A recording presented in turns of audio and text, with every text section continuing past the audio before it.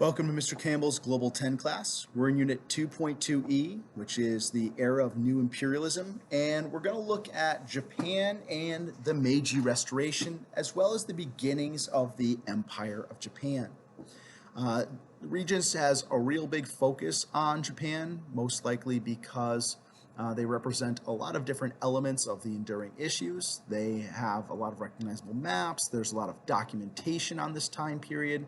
They were both at one point one of our greatest enemies during World War II, and today are one of our closest allies. So there's a lot to really think about when we discuss Japan and how they came to be what they are today.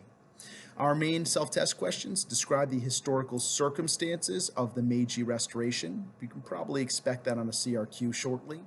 How did Japan use Western ideas to modernize and industrialize?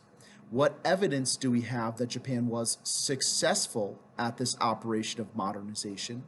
And why did Japan pursue imperialism as a national policy?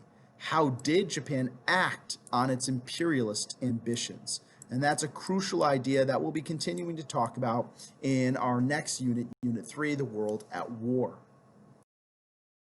So we have to set the stage. We're going to start with the opening of Japan, 1853-1854. Now, we've talked about Japan before this year, so we know that from about 1600 on, Japan had been ruled by a clan known as the Tokugawa, or the Tokugawa shogunate. These shoguns were military generals. There was an emperor of Japan that is the longest lasting unbroken bloodline of a country ever, but under the shogunate system, the emperor had very little power. They had religious rituals and religious significance, but they did not dictate the politics. That was done by the shoguns from this one clan. And the shoguns of Tokugawa had followed a strict policy of isolationism, right? The Seclusion Act of 1635, forbidding the Japanese to leave and come back upon pain of death, and forbidding all European trade except for to one small island called Dejima, which only really Dutch traders were allowed on. So there was no trade. They effectively cut themselves off from a large portion of the world for, well, 250 years. Internally, this was a time period where you did see, cosmopolitanism. You saw the growth of cities and urbanization in Japan. Road systems developed. There was relative peace and prosperity in Japan right up until the beginning of the 1800s. All of this changes radically in 1853 when an American naval officer, Commodore Matthew Perry, steamed in with modern steamships to Yokohama Bay and basically demanded to deliver a letter from the American president to the rulers of Japan, telling them in no uncertain terms that they were to open up. And that is the beginning of this opening of Japan. He demanded the end of Japan's isolation. Why? Well, America itself was also coming late to this whole imperialism game, and now they realize, well, they need coal refueling stations, they need trade opportunities, or America might fall behind Great Britain, might fall behind Germany and France. And so Japan, this virtually untouched land, was seen as the perfect opportunity for American industry, American business, American trade relationships to develop. And Matthew Perry said, I'm going to be back in a year. Like, you've got a year, read this letter, think about this, and I'm going to be. And that is exactly what he did. He returned in 1854, and the Japanese tried to resist this opening up, and were basically, they didn't really fight in a war per se, but there were skirmishes, and they were soundly defeated. And Commodore Perry actually turned the cannons of his new steam-powered warships against the cities in Japan, a couple of them, and bombarded them with explosive shells, doing terrific damage to the cells, not killing a ton of people. The city had been evacuated. The administrator there was actually smart enough to realize, we might not have this. And so this resulted in Japan being forced to sign, you got it, a treaty, the Treaty of Kanagawa. And this is a treaty very similar to the Treaty of Nanjing. All right, it is an unequal treaty in which the Americans got a lot of rights, they got everything they wanted, and the Japanese got nothing. So this opened two new treaty ports to American trade. And once word that Japan is opened is spread into the world, Russia, Great Britain, France, all of them rush naval fleets to Japan to force at gunpoint the exact same concepts of these unequal treaties. This is a concept known as gunboat diplomacy, that you bring in a boat with guns, hence gunboat, and you force diplomacy at the point of a cannon. Gunboat diplomacy. It's not real diplomacy. You're not negotiating anything. You're telling them, this is how it is, or I'm going to shoot you. And this, by the way, is a Japanese painting of the so-called the Black Fleet. This is the view of them as these smoke-bellowing kind of demon ships, both because of the negative changes they brought and because the Japanese hadn't seen steamships ever because they had been closed off. They had fallen behind technologically. And so the effects that this opening has on Japan are massive from a social, political, and economic viewpoint. Just incredible changes. Huge wheels of activity are set in motion. And one of these leads to a crisis in political leadership. The whole idea of the shogun, right, this military governor, is that he will protect Japan. He is strong. That's how he gets this title of shogun. He protects the emperor. He protects the soul, the people, and the land of Japan. And when the shogun of the Tokugawa are unable to stop these European fleets and unable to negotiate a more fair treaty, other Japanese lords, other daimyo, they see this as a sign of weakness. And they feel that the shogun, the Tokugawa clan, they are no longer fit to be the rulers of Japan. And that is going to lead to the Meiji Restoration. The Meiji Restoration, 1867 and 68, though the Meiji period lasts much, much longer into the early 1900s. What this is a rebellion of daimyo and samurai against the Tokugawa. So we could call this a revolution. We could call this a rebellion. You could definitely compare it as a major turning point, definitely a turning point in Japanese history, arguably one of the largest turning points in Japanese history. And these daimyo realize that it's not enough just to appoint a new shogun. They want moral authority when they cast down the Tokugawa. So they plan to return the Emperor of Japan to power, who is a young 15-year-old boy. And this is not him at 15. This is him closer to 19 or 20. And this is the Boshin War.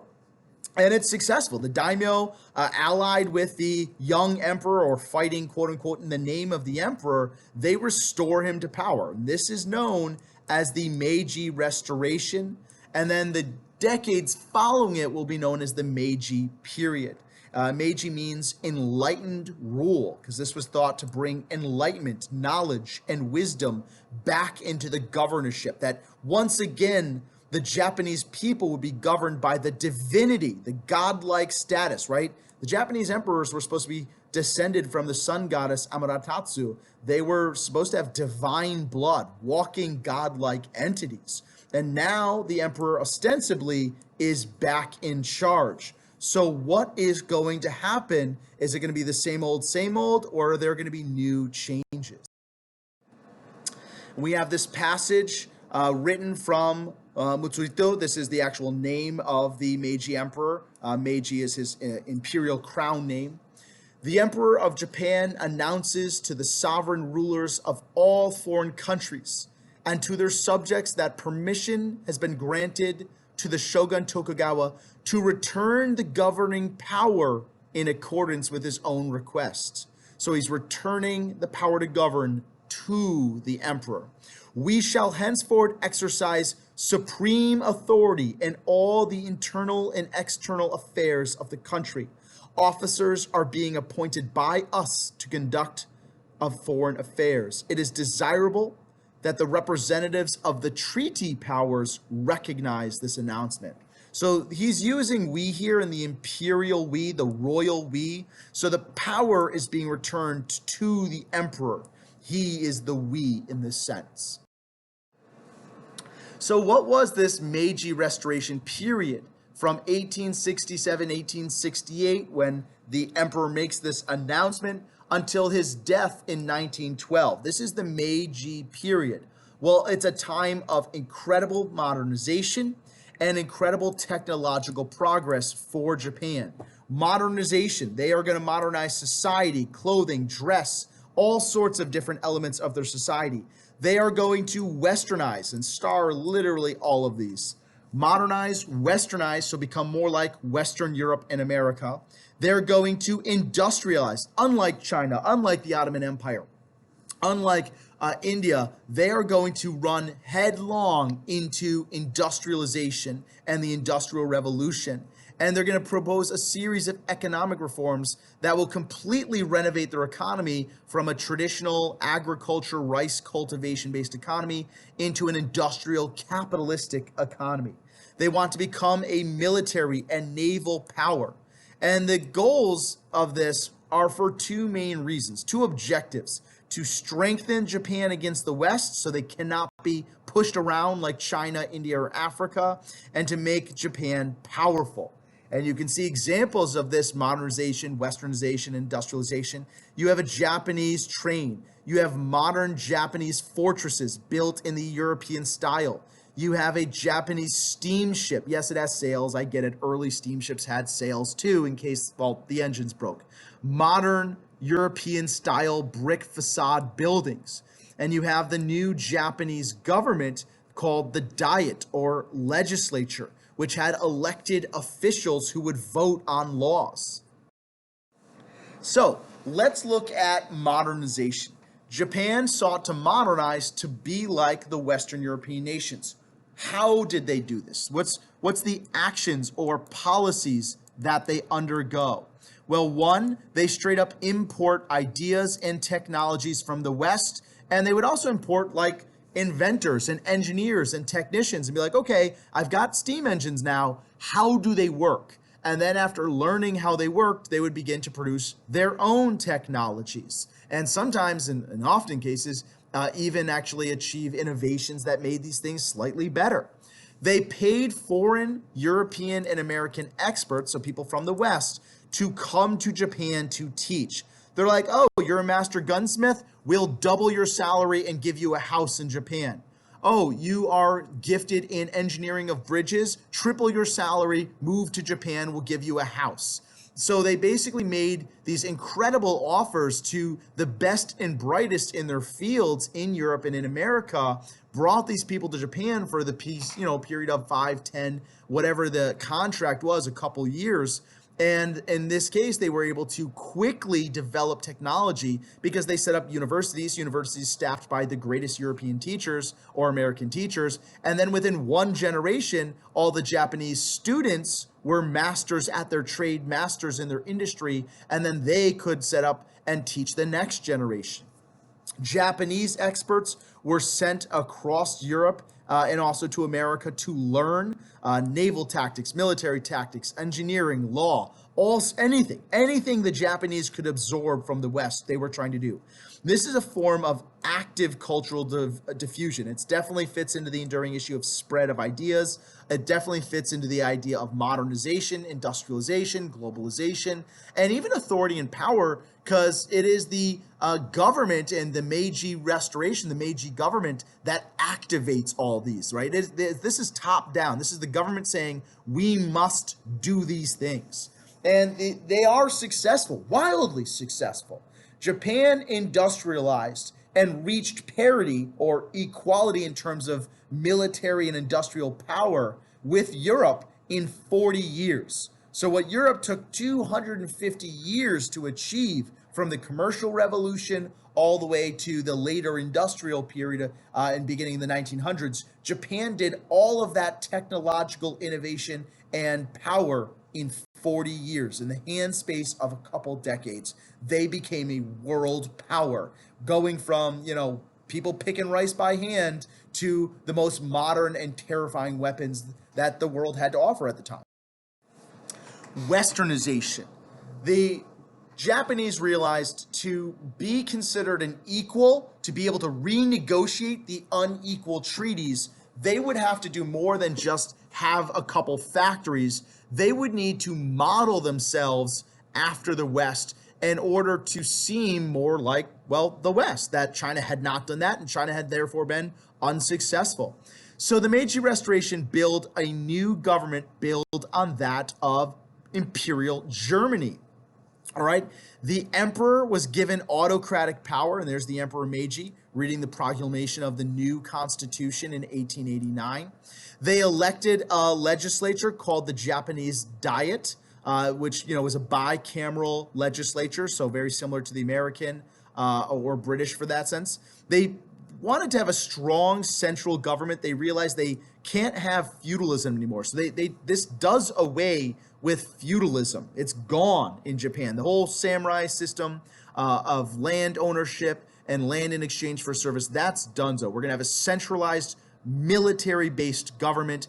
All the Hans or domains are done away. The nobility are more or less stripped of their titles. It gets a little complicated if we say they're stripped of their titles. They could still retain them, but they didn't have really the land anymore. And the land is distributed amongst military governors and provinces across the land. They create a Western-style constitution. They have a Western-style law code based on, yeah, you guessed it, the Napoleonic Code, because they thought that was the best law code that they had. They abolished feudalism. They abolished the class system of feudalism, again, taking that concept of the Napoleonic Code, all people are equal before the law. They started to adopt Western-style clothes and fashions. So instead of the traditional style, the old-style Japanese fashions, women are wearing exactly what European women. And this is a government poster.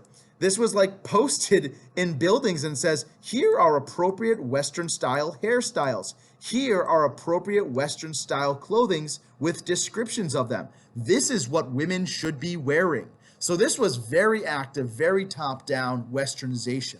Western style schools were created very quickly, were free up to 6 years of education, so basically free up to the beginning of middle school, and they created universities in major cities, staffed initially with European and American professors, but then within a generation, they had trained their own professors in Western and European ways, technology, engineering, math, etc., and then they could self-sustain this period of Westernization. Industrialization and economic reforms. Japan wanted to quickly embrace capitalism. Again, unlike China, unlike these other areas, they realized capitalism is one of the tools that made the West and America powerful. So instead of having taxes be paid in rice, like was tradition, no, taxes paid in money. They created national banks and also private banks. And they created kind of this special organization known as the Zaibatsu. Zaibatsu were powerful banking and engineering business families that had close government ties. So instead of this being like totally laissez-faire, the government realized they were going to need the private sector to really walk hand in hand with industrialization. So they generally what they did is like they took all the old powerful feudalistic families, the daimyo and upper class samurai, and they said, okay, well, you're not a lord anymore, you're not a noble anymore per se, but how would you like to still be really rich and really powerful? And so these old school feudal families formed these banking clans, merchant clans, engineering clans, Mitsubishi, Nissan. All of these car names were these powerful zaibatsu, these organizations that would then industrialize, build factories, but would be protected by the government, would be given favorable loans by the government. They needed land cleared to build a factory. The government would make that happen using labor. So really, really powerful economic system of embracing capitalism and also embracing the desire for wealth and power of the Japanese nobility. The Japanese built factories, port facilities, and quickly expanded their cities to industrialize. Steam engines, sanitation systems, schools, universities, and eventually electrical power grids were built. Hundreds and hundreds of miles of railroad track were laid down in the space of a couple years. They built new port facilities to ship and receive goods. And again, you have these examples. You've got steam-powered ships. You've got steam-powered, there's an early type of form of kind of a train. You have European-style carriages. You have women working in a factory. They're wearing European-style dress of that time period. They have European-style haircuts, and they are working at European they're called Singer sewing machines. Couldn't think of what it's called. I apologize. And all of this was done and instituted to make Japan an economic powerhouse and to bring their technology up to a high level. But the end goal of Japan is to renegotiate these unequal treaties and get rid of them. Like, just torch these treaties. They do not want to be governed by France and Russia and America. They want to be a world power in their own right. So Japan, like they did with engineering and railroads and everything else, they hired the best and brightest military experts, mostly from Prussia and later Germany and from America. They did also hire naval officers from Great Britain. Instead of the samurai army, they created a national army, a conscript army. The samurai no longer the only soldiers. All Japanese men had to enter military service, learn how to shoot a gun, and be ready to be called in a form of draft if the Japanese ever went to war. They quickly had ships built on the British model, then learned how to build their own, and very quickly, in the space of a couple decades, had built one of the world's strongest fleets. And initially, they were trained by mostly British, a couple French naval officers, and then also in the later 1800s, early 1900s, they began to have close naval relationships with America, sending some of their best and brightest young naval stars to American naval academies and learn from American naval officers as well. So this gives them just terrific military and naval power, both the power through the Navy to project their force outward and then to take and hold land. So this then leads to the period we call the period of Japanese imperialism, the Empire of Japan. And this is the flag of the Empire of Japan. It has the sun here in the center, the red sun, also meant to represent the blood of the goddess Amaterasu, which flows within the veins of the emperors. And then it had these rays. This is the power of empire spreading out to touch all corners of Asia, all corners of the world. So why does Japan focus on imperialism, right? They were once the targets of imperialism. Why do they then go to the same European model? Well, one, they want to be regarded as a major world power. How do you do that? Nationalism-wise, bam, you need colonies. So there's one. The other one, I'd like you to really star this. This is impact of geography. You're probably going to see a geography CRQ sometime this year on it. As an island nation, Japan is an archipelago made up of thousands of small islands. Japan lacked natural resources. There is some coal, there's some steel, but there are no rubber. There's no oil whatsoever in Japan proper. And so they're going to need these resources. They need copper, tungsten, all these different resources. And so beginning in the 1890s, now that they've caught up to Europe, they are going to begin to pursue their own policy of imperialism. The goal to acquire colonies, to gain natural resources, coal, iron, and later oil, rubber, and just labor.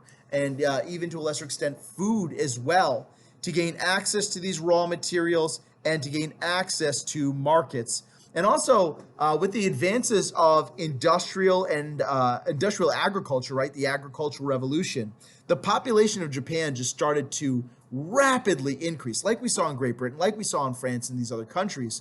And so they also wanted colonies to have places to settle the Japanese people, to kind of export their excess population to colonize areas, right? To send and colonists out there and to build a empire of Japan.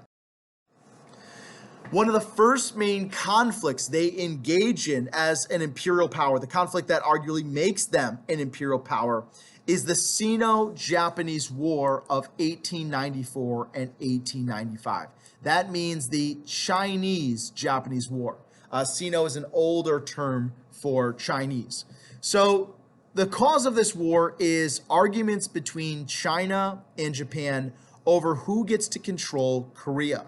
Korea for centuries had been a tribute state of China, paying respect to China. Even though they had their own rulers, they acknowledged China as superior and basically paid them off to not invade Korea. And Japan says, yeah, no, we want Korea. We want Korea for ourselves. And a lot of countries in the world, like European countries, America, etc., thought that, Japan was going to lose this war. Though China had no chance of standing up to Europeans, they're still a massive country with a massive army. They would surely beat this small island nation. And that was not the case. Japan won very easily. I mean, it's like Opium War 0.3.5. They go in there, they got their steamships, they have artillery, they have machine guns, and they just chop apart the Chinese armies. That leads to another unequal treaty for China, the Treaty of Shimonoseki. Japan gained control of the island of Taiwan, which back then was called Formosa. Japan carved out its own spheres of influence and treaty ports in China, and Japan expanded their influence and control over Korea. So now Japan is kind of sitting like an equal, at least in terms of China, with the other European powers of Great Britain, France, Russia, etc. And now they have their sights set hardcore on truly taking over Korea. The problem is a European power also wants to take over Korea. And that will lead to another war. And here you have this great political cartoon, the giant, in terms of size and size of their army, of China, wearing the uniform of what were called the Bannermen or Bonner soldiers of China, which is their military organization, being defeated by the much smaller Japan. And yes, they are samurai, and no, they were not using samurai stuff. You can see they had cannons, they had rifles. This guy does have a sword. They've got bayonets. They've got all that stuff. This is just supposed to harken back to this idea of the Japanese as the samurai. So a decade later, Japan finds itself at war again. This is arguably the more famous of the two, but both of these are important. You should start and highlight both of these conflicts. This is the Russo-Japanese War. In my opinion, mas importante, and in the Regents' opinion, mas importante. It also lasts only about a year. What are the causes? You got it. Control over Korea. The Japanese thought when they beat China that they would just automatically get Korea. Like, that's what the war was over. And instead, other Europeans negotiated or helped negotiate the treaty, Russia being one of them. And Russia wanted Korea for itself, especially the Liaodong Peninsula and Manchuria. They did not want Japan getting their foot in the door here and disrupting Russia's imperialistic ambitions. So that doesn't sit well with the Japanese. They see this as the Europeans kind of backstabbing them. Hey, we won Korea in the war against China. Why don't we have Korea?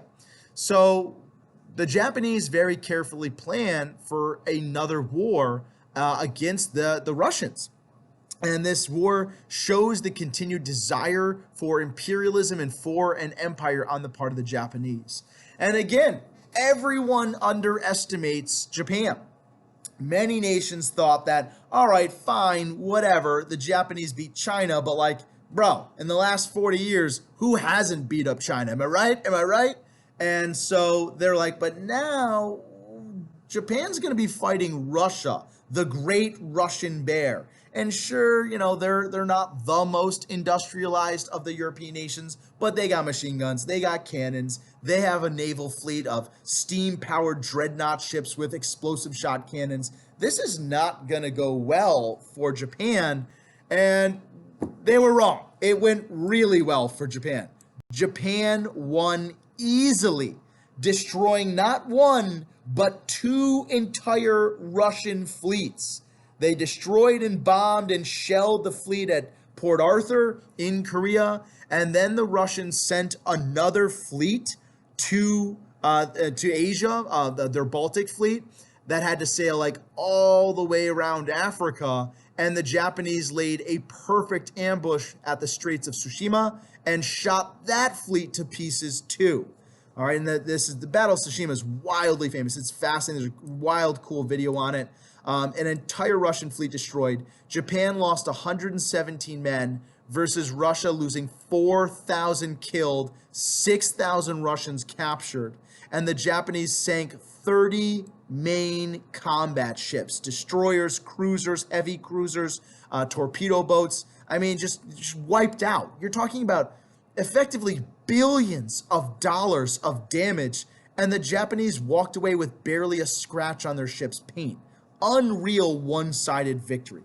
This allowed Japan to continue their influence in Korea, northern China, and the world, and it sets Japan up as a true world power. No longer they're like, all right, yeah, they're Asians that can kind of kick butt. They're a world power. They defeated Russia handily.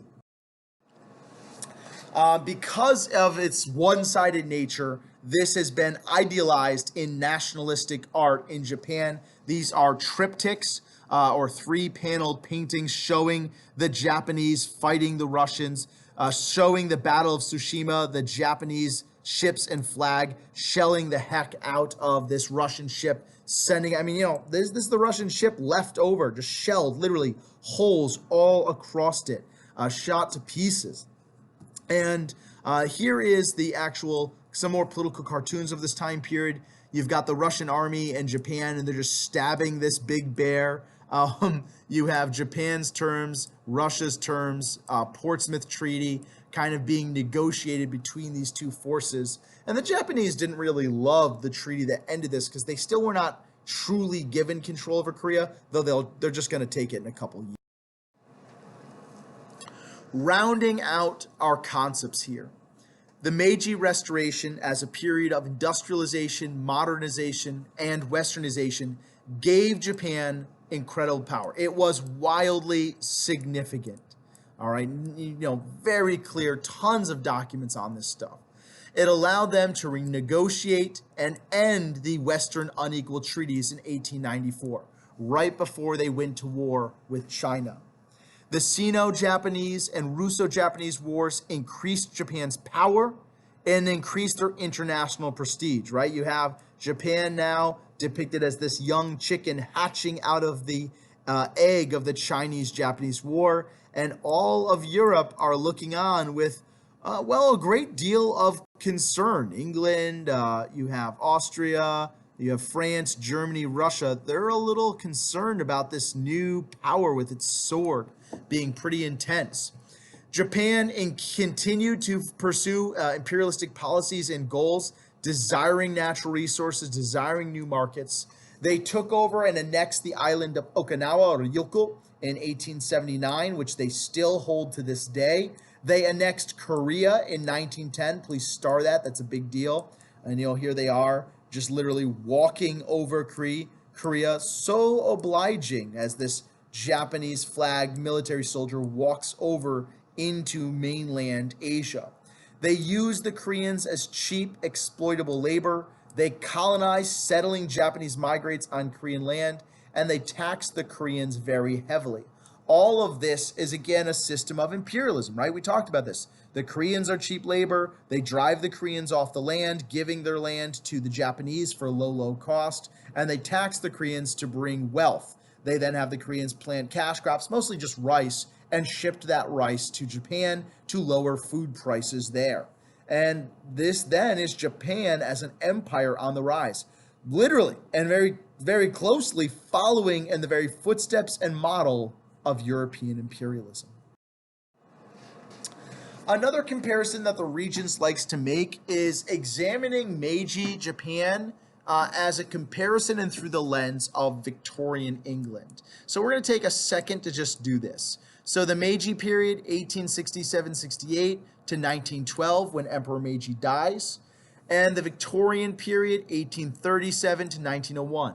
So they both cover about the same time span of years. Let's look at these.